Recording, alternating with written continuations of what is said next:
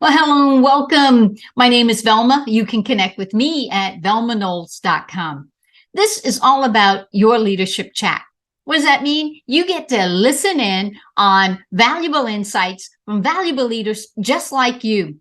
I want to encourage you to go ahead and subscribe so that you never miss another episode. And if this is of value to you, please share the nuggets that you're going to take away from all these great leaders. Please join me in giving a big welcome to a valuable leader, none other than Nathan Caldwell. Nathan, hey, welcome to the show, Your Leadership Chat. Thank you so much, Velma. It's very exciting to be able to chat with you and to be here in front of your audience. I appreciate the invite so much. Oh, my pleasure. I'm thrilled to have you and to have you share your message, which I'm not going to give a spoiler alert on at all. Okay, at all. But everybody just like buckle your seats for this one. It's just going to be just what you need this time of year and all year long. So to kick us off, Nathan, tell those that are listening in and tell me a little bit more about you and what you do. Yeah, so my mission, my message is entirely about making sure that leaders understand the power of kindness and the need to use kindness in their leadership styles. Oftentimes, kindness is kind of thought of as like a nice to have or a soft skill or warm and fuzzy, but it's not. It's a necessity that we all have a need for, to not only for us to be kind to others in order for us to understand more about our potential, what we're capable of doing, but also when we work in an environment of kindness, we're actually going to produce better work. We're going to be able to trust the people around us more. Right. And we're going to contribute more because we trust the people around us more to take good care of us and to treat us with respect and with that kindness. And there's a lot of medical studies too that I found that really support that when we're kind to others, that our health is better, right? Our physical health, our mental health. And then also when we're in that environment of kindness where we're given the authority and the autonomy and the ability to be kind, when we're in that environment, it actually fights diseases. Heart disease is the number one killer, right? And if we're in an environment that lacks kindness, we're actually almost 2.5 times as likely to develop heart disease. Wow. And so if you think about, you talk about, oh, my job is killing me. It literally could be killing you if you're in a situation where you feel micromanaged or you feel like you are facing problems daily, and you offer either to request a solution for that problem to be removed, or even if you want to contribute to work towards solving that problem, if you're constantly being told, no, just deal with it, no, that is an environment that lacks kindness. And that's called low job control. Wow. And so if you're missing the ability to contribute to the problems you're facing, or if you're missing the ability to grow in a position, or you're missing the ability to gain education while in that position, well, then you're in that low job control, and that really does contribute to heart disease. And so it's definitely something that it's not a nice to have. It's a need to have. I love that. We need to be building cultures, and leaders need to be considering how they're treating others. And they also need to be considering how they're teaching their people to treat others.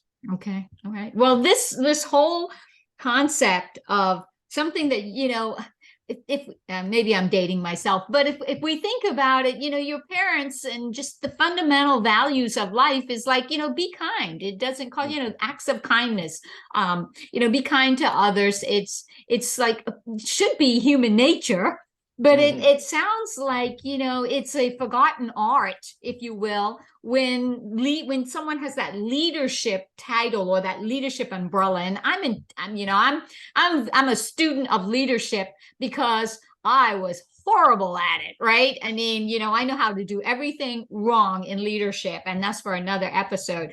But I'm so thankful that I had a valuable leader in my life eventually, I've had some good leaders and quote unquote leaders that haven't been good, but I had a valuable leader in my life that, knew that there was something worthwhile investing in me and that I could be a better leader. So I'm on that mission to help people become better leaders. You talk about kindness as a foundational, necessity. It's not even a nice to have. Don't nice, hey, you're a kind person, but help us understand a little bit about your book. It's not one of my questions, but I know you have the book, and I would love for you to talk a little bit about the book, Empowering Kindness. Come on. Well, I'm going to show it real quick. So I want you to. So that you can spot it on Amazon if you want to get a copy. That'd be awesome. But yeah, the title is Empowering Kindness. And I have a chapter in the book that's called A Completely Appropriate Double Entendre. Now, Whoa. We know that oftentimes, like, there are certain phrases that they have a good meaning and a bad meaning, or like an inappropriate meaning. Well, with Empowering Kindness, the double meaning is not only is it empowering to be kind to others, like it does something great for us. Right. But it also has a power that with a mission that we need to empower people to be kind. And I think, Velma, when you say, it's kind of a forgotten art or things like that, I wonder if it's more, and what I'm finding is it's more just a confusion over what kindness truly is. Yeah. Because a lot of people are equating kindness to that nice guy type attitude of like, oh, I don't want to step on anybody's toes. I don't want to get in your way. I'm Canadian, and so manners are a big deal to me. Everybody talks about Canadians being so polite, and that will hold the door open for people for like 30 minutes and be like, no, it's okay. I don't mind. I don't mind. Right. And we get that idea that, well, kindness equates to niceness or doormattiness, like that we're other people's doormats. And that cannot be further from the truth. I agree. Kindness entirely is using empathy to see a need, and then kindness to build up the power to fulfill that need for others. And so when leaders are kind, sometimes that means that you're having very difficult conversations that somebody else who wants to sweep it under the rug. And you know what? If we sweep enough stuff under the rug, we're going to trip over it. Oh, I love that. Yeah. And it'll get to be a bigger problem. Yep. Yeah. And so kindness is really seeing the need in an individual. And you said that it happened to you, that somebody saw potential in you. Right. Spoiler alert, we all have potential. Yes. And it's the responsibility of every leader to invest in their people with kindness, to look for those needs and fill those needs. And those needs are not, hey, bagels in the break room. Right. Those right. A job is, are they equipping you to do your job? Like, do you know the stuff you need to do? Right.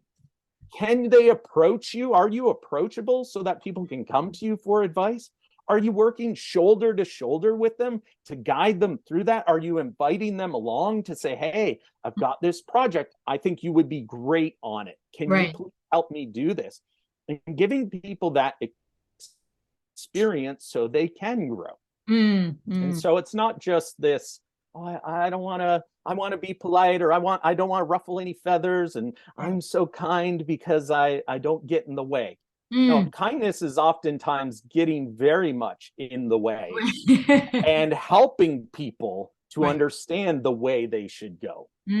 Okay. All right. Now, you are so passionate about this, and I don't believe it's just because, mom and dad taught you and you're from Canada. I know it's beyond that. So, there had to be someone or some, a number of people, could be more than one, that have really helped resonate this mission in your life, this message that you are out there talking about, and that is empowering kindness. And I love that it has a double meaning, double-edged meaning. It's the, empowering others to be kind, which I love, is what leaders should do. They model the way, but it's also an empowering feeling in yourself, which goes to those health benefits, like you mentioned, for your personal benefit, because when you take acts of kindness, when you choose kindness, you know, it's actually helping you to be a better person, to feel better. So, I mean, it's got multiple benefits. So, for Nathan now, who in your life is a valuable leader, someone that has, you know, demonstrated this act of kindness where you felt so passionate about it, and it's in its actual impact as a leader, something that a leader has to foundationally need to have, not want to have. Who is that person? And tell us a little bit about them.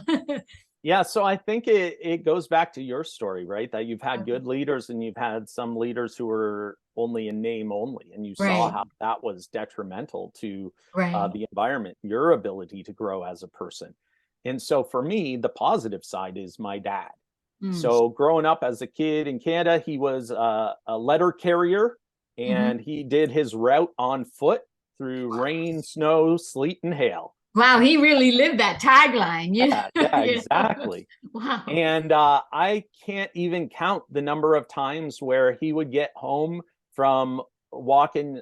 I gotta guess it'd be about 10 miles a day on his route. Oh my gosh. And he would change in out of his postal uniform and into some, old blue jeans or whatever, and an old t-shirt, and grab a tool box and me, and we would get in the car and we would go back out to his route, where there would inevitably be some lady that he has befriended who doesn't have family to help her, and we're cleaning out her garage because her brother just passed away.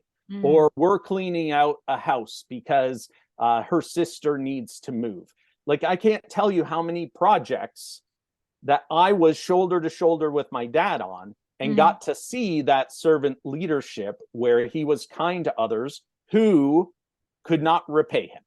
Yeah. And when we're in a position of leadership, that is entirely our perspective is, well, why would we want to help others? Well, that's not what we're in it for. Right, right. For the helping of others. We aren't in it because we think, oh, I'll help this person who's reporting to me, and then when they get bigger, they're going to repay me. Mm. It's investing in others. But the flip side is that negative experience. Yeah. Where I've had leaders who avoid confrontation. They avoid feedback.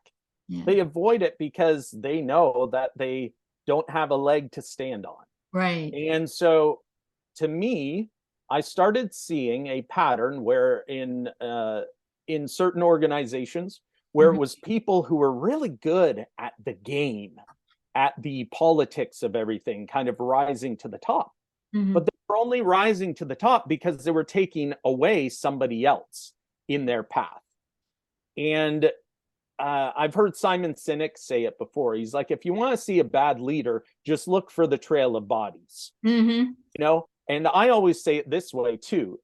If you, it's going to be very lonely at the top if you pushed people out of your way to get ahead. And so, but you think about it in the opposite way. If you've been helping people all along, and you see leaders who are like, man, on that team, they're always growing, they're always getting promoted, they're always doing amazing things, then when that leader is celebrated, they have hundreds of people around them to say thank you so much for what you've done, rather than leader name only, right?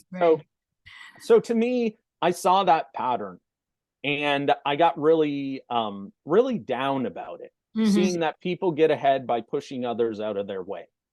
And so I asked myself, I'm like, can this be right? Is that how you get job security? Is that how I got 4 kids. I want job security. I want to make sure I'm providing for my family. Is that what I have to do? And I kept going back to my dad and thinking about how he did things. And I thought, no, there's got to be a better way.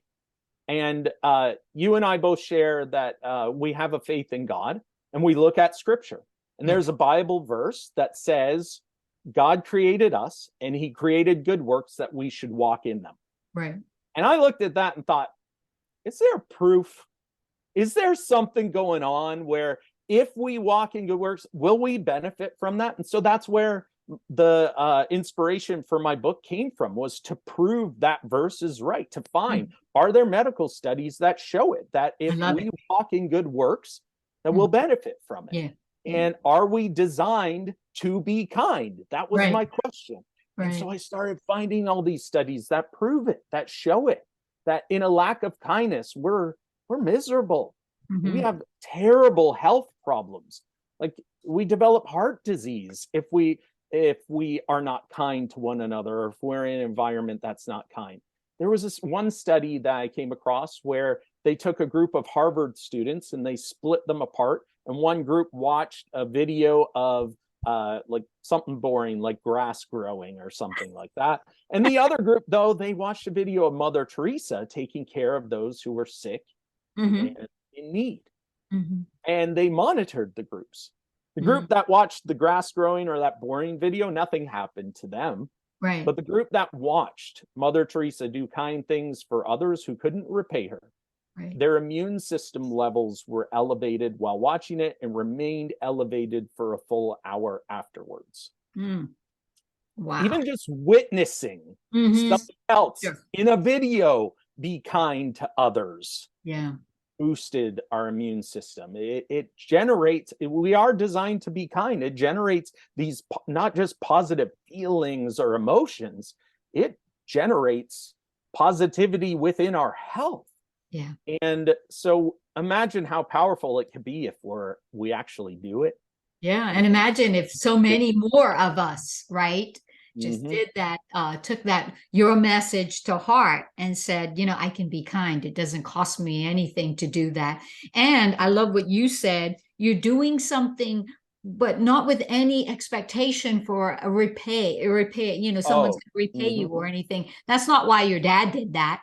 I mean, he's a valuable leader in your life and he demonstrated. And today, you're not talking about someone that's running a company that's made an impact on your future. You're talking about your dad. And I find that to be the thread, this golden thread on so many people that I talk to, whether they're running their own company, whether they're a speaker and like yourself, or myself coaching, leadership coach and speaker trainer.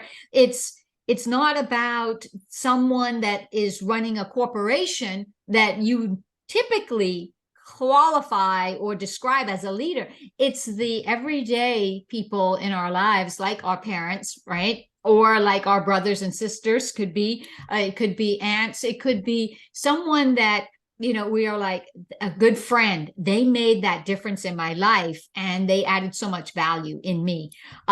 So I love the story of your dad, and I love the fact that you said it more than once. And it's the point is you're being kind, not with the intention of getting something back.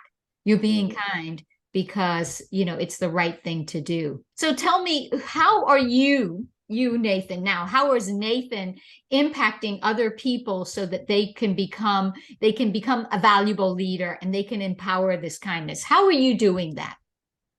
Well, yeah, I am trying to just spread the message bit by bit, right? And to inspire a younger generation to say that there is a different way. Mm-hmm. And so, in some of the speaking opportunities that I'm excited about are especially with groups that have a very young staff. And I think that that's why I'm finding particular interest in the theme park world as well, is because there's a lot of turnover. There's a Yes. lot of burnout because you have to have such high energy in order to provide the guest with a great experience. You also have to Right. have good energy to deal with your team members and your supervisors. So we have all these young people coming into these roles and being Right. pulled in multiple different directions. And if they don't have leaders who recognize that they, as a leader, must do a great job of equipping that Mm. person with the skills and the knowledge and the positive energy to go out there and do a great job, you Yeah. burn out your staff Yeah. and you have high turnover. And Yeah. so this is very much a message that's resonating in that world of customer service and customer facing roles. Mm-hmm. But in addition to spreading the message, I'm trying to get it out there in so many different ways. Yeah. For the last 5 years, I've also been a part-time preacher for a church. Wow. Very nice. I can deliver a message almost weekly to a group about getting out there into the world and making that mark Yeah. and displaying servant leadership in that way. And then also I have a job where I work for full-time for a cybersecurity company. And Yes. in that role, the product that I focus on is an education tool. Mm, And the idea that oftentimes in technology, people want to just focus on the technology and yes. forget about the people. But in Right. cybersecurity, people are the most targeted part of an Mm, organization. And right. so I'm delivering this message in multiple different areas to Sure. different audiences and really trying to spark that way of thinking differently, that it's not a nice to have, it's a need, and we can make a big impact when we embrace it. Wow, love it. Okay. So thinking about the audience, the people, this is your platform here. What is one big takeaway?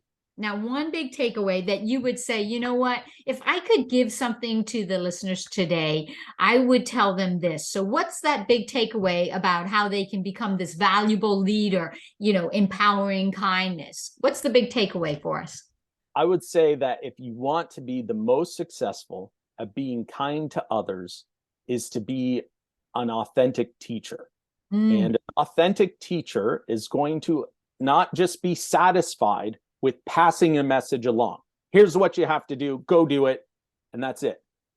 An yeah. authentic teacher is going to look at the individual and say, how can I best help them learn? Mm, And so there's that element of, and I mentioned it before, I use the phrase shoulder to shoulder. And what I sure. mean by that is working alongside of people at times so Yes. that they get the rhythm. Hmm. They understand what you mean by it. They can encounter and see you exemplify how you deal with confrontation, how you deal with problems, and Hmm. how you would solve that. Hmm. And also, an authentic teacher isn't going to shy away from having discussions on shortcomings. They Right. aren't going to shy away from giving you praise. And Yeah. they're going to be ultimately excited about you growing as well. Hmm. I can't think of a single teacher out there in the world who ever at graduation got up and took the place of a student to take away their diploma. Right, right, right. Business world, it happens all the time. All the time. Yeah. All the work. They do like 99% of the work, and then somebody steps in and is like, I'll take it from here. And they walk it across the finish line and they take the credit. Hmm. They steal the credit, basically.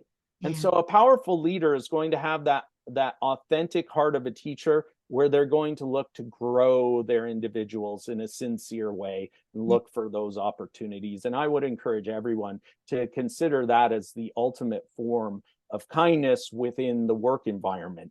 How Yes. can you help these people grow to be Oh, an authentic teacher? love it, love it, love it. And how you get so passionate. I love it. You're like, so, and you're fired up, and you can tell that it's something that's just overflowing in you. And what a great message. What a great lesson for all of us to have someone so passionate want to just help us to understand it doesn't take anything other than a decision and a choice every day to make kindness, a part of how you lead and how you live. So Nathan, how can our visitors and listeners here, how can they contact you, learn more about you, get your book, follow you? Come on, tell us how we can get closer to Nathan and learn more about that. Well, my book is on Amazon. So if you search Empowering Kindness and you Yes. just look for that superhero design there Love with it. my name on it, that's the book if you want to order it there. Also, I have a website. It's empoweringkindness.com. I have a contact button that's there.